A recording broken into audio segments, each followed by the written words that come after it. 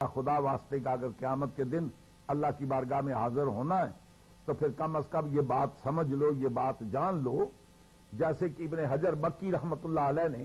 سوائے کے مورکہ تفسیروں کے اندر بھی ہے، سوائے کے مورکہ کے اندر یہ روایت تحریر فرمائی ہے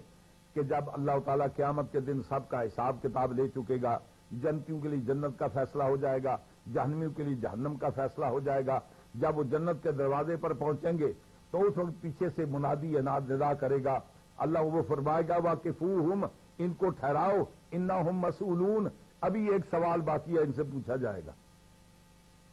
اعمال اچھے نکلے، جنت کا فیصلہ ہو گیا، دروازے پر جانے کے بعد اب آخری سوال جنت کی انٹری کا سوال کیا ہے؟ انہم مسئولون، ان سے پوچھا جائے گا۔ وہ کیا پوچھا جائے گا؟ عن ولایت علی، علی کی ولایت کا پوچھا جائے گا کہ علی سے بھی پیار تھا یا نہیں، علی کو بھی تم ولی مانتے تھے یا نہیں، علی کو بھی اپنا مولا مانتے تھے یا نہیں۔ آخری دروازے پر،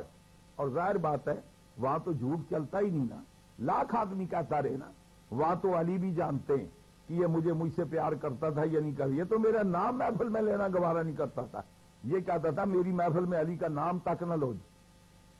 تو وہاں پھر نتیجہ یہ ہوگا، یہی وجہ ہے کہ داروغہ جنت بھی مولا علی کا نعرہ مارنے کے لیے جب اپنے جنگ بدر میں تشریف لائے، جنگ احد میں تشریف لائے، جنگ خیبر میں حضرت جبریل مولا علی کا نعرہ لگاتے ہیں، اور احزاب میں سرکار نعرہ لگاتے ہیں، یہ نعرے لگا لگا کر بات بالکل پوزیشن کلیئر کر دی ہے۔ تو آخری سوال ایک اور آپ کو عرض کرنا چاہتا ہوں، وقت تقریباً اختتام پذیر ہو رہا ہے۔ ایک شخص تھا معاویہ بن خدیج، اس کا وتیرہ یہ تھا کہ وہ حسنین کریمین حضور مولا کائنات کو گالیاں بکتا تھا۔ حضرت امام حسن مجتبی خانہ کعبہ کا حج کرنے گئے، مطاف میں بیٹھے ہوئے ہیں، اور وہاں دیکھا معاویہ بن خدیج جا رہا ہے، کسی نے کہا جی وہ معاویہ بن خدیج جا رہا، آپ نے فرمایا بلا لا اس کو بلا کر لے آئے۔ امام حسن مجتبی فرماتے ہیں، او معاویہ، کیا تیرا معاویہ بن خدیج، کیا تیرا جنت میں جانے کا ارادہ ہے یا نہیں؟ تجھے پتا نہیں جنت کے دروازے پر میں ہوں گا، میرا بھائی حسین ہوگا، ہمارا باپ علی ہوگا، دربان سے دشمنی لے کر دروازے میں داخل نہیں ہو سکتے،